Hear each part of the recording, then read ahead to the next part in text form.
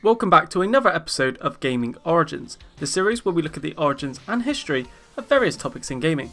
Today we're looking at another well-known platformer from the 90s, one I'm sure many of you will know well, the Spyro series. Spyro was originally created by Insomniac Games, the same developers who created Ratchet & Clank and Resistance, and was founded by Ted Price in 1994, which actually began under the name Extreme Software, before being forced to change name due to another company with the same name, eventually settling on what we all know and love them for today, Insomniac. Spyro the Dragon wasn't their first game. Insomniac partnered with Universal, and in 1996 they released a game called Disruptor, a gory, Doom-like FPS game that was developed as a 3DO game but released on the PlayStation. Despite Disruptor releasing to positive reviews, it didn't sell well. Insomniac decided to develop a more family-friendly game next, with the demographic of the PlayStation shifting to more children and teens.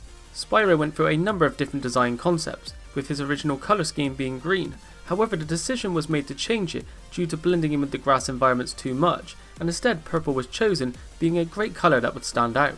Insomniac continued their partnership with Universal after Disruptor, and Spyro the Dragon released in 1998 after beginning development in 1997 as an exclusive game for the PS1. As the title suggests, you play as Spyro the Dragon, as you try to save the other dragons who've been turned to stone by the main villain, Nasty Norg, a hybrid between a gnome and orc. Spyro is the only one who manages to avoid this, and Fuss is the only one who can save them. We will travel to various different worlds to do so through different portals. During the journey, Spyro is accompanied by Sparks, a dragonfly who also acts as a health indicator. Spyro's main attacks are breathing fire and charging. Some enemies will only be defeated by one or the other, or a combination of the two. Spyro can also collect gems throughout the game, which are used to advance to new home worlds, meaning collecting them is important to progressing through the game. You also have 80 dragons to save, leaving the player with plenty to do. Spyro the Dragon was a critical and commercial success, scoring 85% on game rankings, praised for how graphically pleasing the game looked and how fun the gameplay was, with the only downside being the camera. Due to the success of Spyro the Dragon, the team were asked to produce a sequel in just under 1 year, and so they did. Spyro 2 Riptos Rage released at the end of 1999, which again released exclusively on the PS1. Interestingly, for European markets, the game went under a different title on box art called Spyro 2 Gateway to Glimmer. Plot-wise, Spyro, in an attempt to take a vacation to get away from the rain, goes for a portal ending up in Avalar after being summoned by the Professor, Hunter and Allura. It is explained that whilst experimenting with a portal device, they managed to summon a warlock known as Ripto. Ripto's name was amusingly chosen based on the Japanese Spyro the Dragon box arts, but the Spyro text seemed to spell out Ripto. Riptos managed to take over Avalar, and thus setting Spyro on another journey to take down a new villain. Spyro picks up a few new abilities that he wasn't capable of in the first game, such as swimming, climbing and a head bash attack, adding more variety to the gameplay and more ways to explore the world. Instead of saving dragons, this time you'll need to collect talismans and orbs, which once again will help you progress through the game. Spyro 2 Riptos Rage was critically and commercially well received, scoring slightly higher than the first at 87%, which was pretty incredible considering the team had such a small amount of time to produce a new game based on the first, and still managed to improve upon it. Next we're on to probably the most loved game in the series and one held in the highest regard, and that's Spyro Year of the Dragon. This was the last Spyro game Insomniac would develop as they felt they were struggling to come up with new ideas. Year of the Dragon released at the end of 2000 with another short dev time of under a year. Once again a new primary villain is introduced, this time known as the Sorceress, who controls a land once inhabited by dragons. During a celebration, aptly named the Year of the Dragon, which takes place every 12 years where new dragon eggs are brought to the realm, they are invaded by a cloaked character and all the eggs are stolen, leaving it up to Spyro to track down and save them all. Spyro Year of the Dragon adds a few new playable characters, with 7 in total that have distinctly different playstyles from one another. They can be played during specific missions such as Sergeant Bird, who can fly and fire missiles, or Sheila the Kangaroo, who had a double jump ability. Spyro Year of the Dragon was the highest reviewed in the series at this point, and managed to raise the bar both gameplay wise and graphically, scoring a fantastic score of 91% on Metacritic. Spyro Season of Ice and Season of Flame launched in 2001 and 2002, both exclusives to the Game Boy Advance, and the first games not developed by Insomniac Games but a new developer, Digital Eclipse. Both games are essentially the same, isometric platformers that aim to take the console gameplay of Spyro and place it on a handheld, and did so with moderate success. The games don't capture quite what made the console game so great, but considering the limitations of the Game Boy Advance in comparison to the PS1, it did a reasonably good job.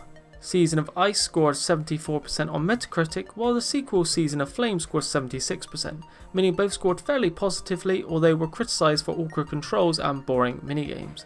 Releasing in the same year as the Game Boy Advance game Season of Flame was a new console Spyro game called Enter the Dragonfly. The game released on PS2 and GameCube, the first time a Spyro game was not exclusive to a certain platform, and was developed by Check 6 Games and Equinox Digital Entertainment. Originally, the game was going to see the return of Nasty Nort from the first game and teaming up with Ripto, however bar I mentioned by Ripto at the start of the game isn't seen at all. Gameplay wise, Enter the Dragonfly expanded on the fire breath Spyro has always had by adding in various new types of breath attacks such as bubble breath, ice breath and lightning breath, which can be used for different tasks. Sadly, technical issues mired the game, from glitches to poor loading times, hampering the experience greatly. Characters' facial animations also stood out as another glaring issue, looking extremely unnatural, which wasn't helped by poor lip syncing.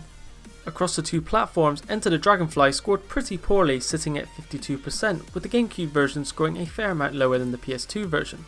The game was criticised largely for its poor frame rate, numerous bugs and glitches, its considerably shorter length, and ultimately for doing nothing new except for better graphics. The technical issues are thought to be the result of a rushed launch due to Universal wanting the game out by the end of 2002. Another year and another Spyro game was released, this time another GBA game by Digital Eclipse called Spyro Attack of the Rhinox, although it's simply known as Spyro Adventure in Europe and Australia. Attack of the Rhinox is similar to the two previous GBA games, sporting a slightly more colourful and vibrant art style, as well as bringing Ripto back as a villain. Attack of the Rhinox was fairly well received, much like the previous two GBA games, with a similar score of 72%. Next is another GBA game, however slightly different from the previous releases. Spyro Orange, The Cortex Conspiracy, or simply known as Spyro Orange in Europe, launched in 2004 by Vicarious Visions. Spyro Orange was a two-game tie-in with Crash Bandicoot and launched simultaneously with Crash Purple. Spyro Orange was a 2D side-scroller platformer and would play much like a Spyro game, however you'd be tackling enemies from Crash's world, such as Cortex himself. You could connect both games together to unlock additional content, but also to verse each other in some of the various minigames. Spyro Orange received mixed review scores at 60%, scoring lower than Crash Purple, which scored ever so slightly higher. The game was applauded for its connectivity options with Crash Purple, but criticised for its lack of difficulty, boring and tedious minigames. 2004 saw a new console release with Spyro A Hero's Tale, releasing on PS2, Xbox and GameCube, and was created by another new developer, Eurocom. Spyro A Hero's Tale was largely the same as previous console releases, although the art style was a little different and there was slightly less emphasis on gem collecting, which was such a big part of the original trilogy, used purely as currency. Different elemental breaths are brought back after being introduced in Enter the Dragonfly, along with other skills such as wall jumping and rope swinging. A new character makes her arrival in A Hero's Tale, called Blink the Mole, who in turn is the Professor's nephew and one of the many playable characters in addition to Spyro. The game was critically better received than Enter the Dragonfly, however still received mixed reviews overall with 62% on Metacritic, knocked for how simple and easy the game is. In 2005, Spyro got its first Nintendo DS release. The game was unusual compared to your average Spyro game because it didn't try to go down the series' roots as a platformer, but instead an RPG. Being an RPG, Spyro would complete quests and gain experience points, which he could use to learn new skills. Plot-wise, the game actually continues on from A Hero's Tale, despite being quite a different game, this time with Spyro visiting a new location known as the Shadow Realm. Attempting to move Spyro into a new genre didn't pay off, and the game only scored 50% on Metacritic, with the biggest complaints being its repetitiveness and general lackluster gameplay. Next is the Legend of Spyro A New Beginning, which released in 2006 on a variety of consoles under the development of Chrome Studios. A New Beginning was just that, a new beginning, or a reboot to be exact, a complete start over for the Spyro series, but was it for the better? The game took a drastic turn from the original series, a much greater focus on action than the original's emphasis on platforming, much more linear levels, and at least comparatively a darker story than the light-hearted originals. Spyro received a minor redesign, but most importantly, a completely new voice actor from the well-known actor Elijah Wood, with Sparks the Dragonfly receiving a much more drastic redesign and also new voice from David Spade. A new dragon character was added called Cinder, who would serve as the main antagonist. Personally, the redesigns and new voice actors were a misstep in my opinion, and I much preferred the originals. In this reboot, Spyro's origins are rather different. found before birth as an egg by dragonflies and raised by them without any knowledge of being an actual dragon. Overall, the console release reboot scored 67%, which was a slightly disappointing score for a new fresh start. Mixed reviews of the reboot didn't stop it getting a sequel, as just 1 year later The Legend of Spyro The Eternal Night released in 2007. The plot follows on from a new beginning. This time Cinder is no longer an antagonist after being released from the control of the Dark Master, but rather a protagonist with a new villain being Ghoul, the Ape King, with the goal of resurrecting the Dark Master. Gameplay wise, it's very similar to A New Beginning, aside from some new abilities which can be bought after collecting a certain amount of purple gems. The home console releases scored an average of 57% on Metacritic, actually doing worse than the first game. The final game in the reboot trilogy was The Legend of Spyro Dawn of the Dragon at the end of 2008, and also the last full Spyro title we've seen. Taking place 3 years after the Eternal Night, Spyro and Cinder, who now plays a larger role in the game, are now teenagers. The story has you finally take down the Dark Master, who was mentioned throughout the series. Dawn of the Dragon is the first and only Spyro game to allow Spyro to fly at will at any time, and also introduces a co-op mode with Cinder.